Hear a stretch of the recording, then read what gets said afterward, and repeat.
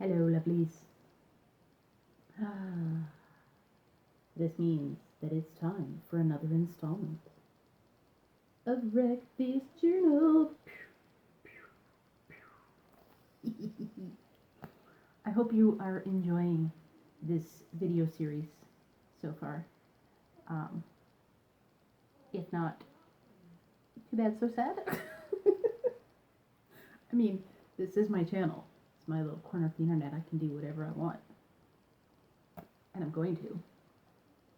I hope you're enjoying, Oh, I can get myself into a sticky situation with this little mouth of mine. Which is fitting, because today I am going to share with you my sticky prompts. Wondering what those are? Stay tuned. They're like right now.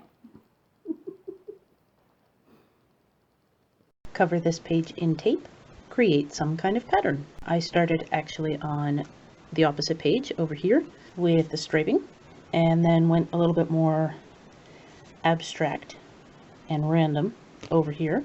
I didn't just want to cover the page in any old tape.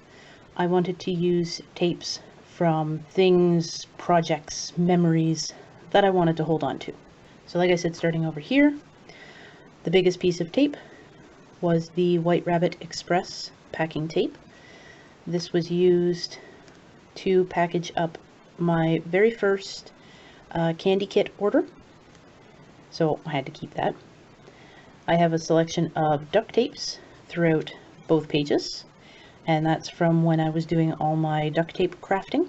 I have painter's tape from just some random art projects that I was doing. Some electrical tape, again from art projects. This washi tape down the center, and this stuff over here was given to me for my birthday a couple years ago by Bestie, so I had to hang on to some little strips of that. This sparkle was used on wrapping paper, birthday of 2016 I believe it was, and then a Munch Pack packing sticker. I got a 3-month trial subscription from Munch Pack Snacks to Your Door. They were fantastic. I have videos for that still. If you're interested in seeing them and you haven't already, check the description down below. I will link the candy kit videos as well if you're interested in checking those out. And oh, almost forgot, this green sparkle tape came from a Mother's Day present from my son. Oh, this is years ago. I believe this was from his senior kindergarten year. Make a paper chain. Pretty self-explanatory. The bottom, 2/3 of this page had dotted lines, strips of dotted lines to cut out, and then you just take the strips and you put the first one in a loop and attach the end, and then you feed another strip through the loop and attach the end, and then another strip through the loop, attach the end, and another strip, and so on and so on and so on until you get a chain of paper loops, which doesn't look very impressive when you glue it back in the book, but there it is. And then over here, stickers you find on bought fruit. So that again is pretty self-explanatory. These are stickers from fruit. Some are pretty boring with just brand name and barcode. Others are kind of cool with like a turtle in a hammock, R2-D2, Chewbacca, a little airplane. I think there might be a banana driving that airplane. Mrs. Potts and Chip.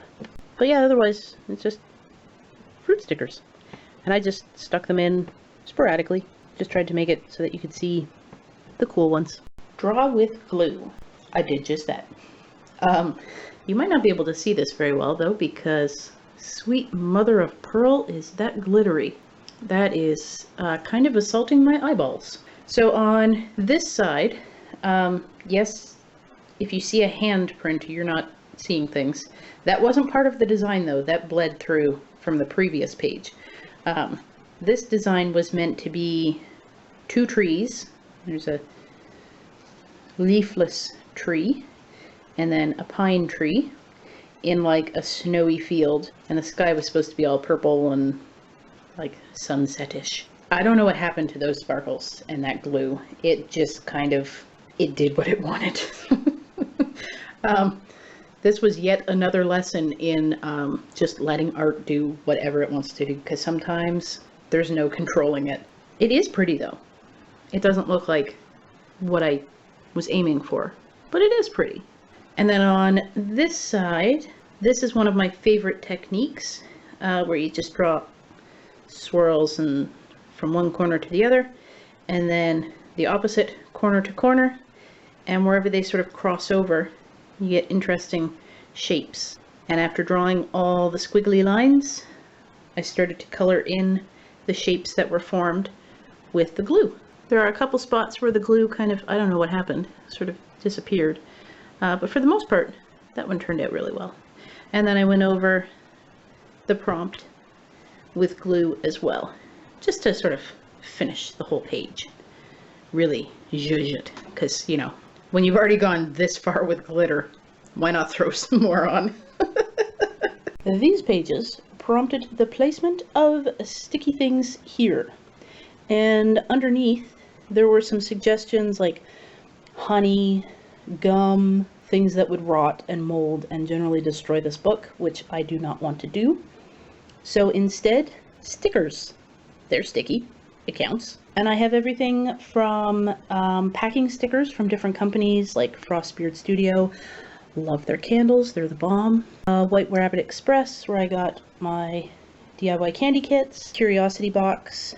They're an awesome subscription service that have like craft things. I get them for the kids and they love them. I don't remember what that one's from, but it's, I think, Japanese. Ooh, this steampunk heart I got when I pledged to support the Hullabaloo movie, which hopefully will be coming out soon. Cannot wait. This is one of my Popberry stickers. Yeah, and then all sorts of things. Where are they? Oh, like the running shoe and the little stars here are leftovers from celebrations from when I was into Weight Watchers. Oh, these metallic leaves are from hubby's and my wedding. They were like envelope seals. Then we have this one up here, and this down here are nail stickers. They were extra. What else do we have? Daisy Duck, because she's my favorite. Art supplies, because I love art. Humpback whale, my favorite type of whale. Some little stickers from Kinder Eggs. Another Daisy Duck, because she's still my favorite. Oh, this was from Princess Cookies. Triceratops, my favorite dinosaur.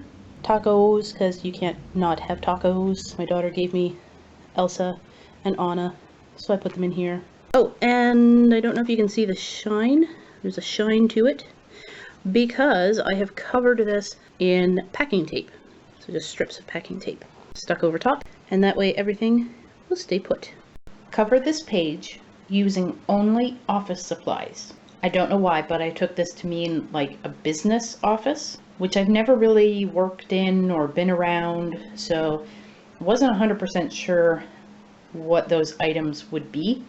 I just took my best guess and used things that I had lying around in my own sort of home office setup. And I combined all the items that I could find and created this sort of sunset in a field kind of scene. And I created that by using like post-it notes, shaped ones, as well as just plain different colors for the background. I threw in some stamp. This was a roller stamp for the cloud texture. There are some birds up here made of staples. I have two trees, one made of a bunch of paper clips and pencil shavings. And I know it looks glittery, but that's actually from a glittery pencil. I didn't add any extra glitter.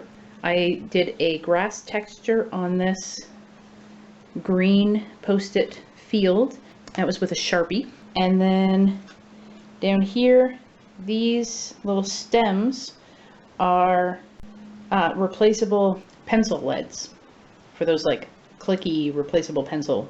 I don't know how to describe them. So I use some of those for the stems, and then for the flowers, these are all the little cutouts that you get when you hole punch something. So these are like the little hole punch offcuts, as well as a little bit of whiteout. Oh, and I also have for definition for the sun, a rubber band.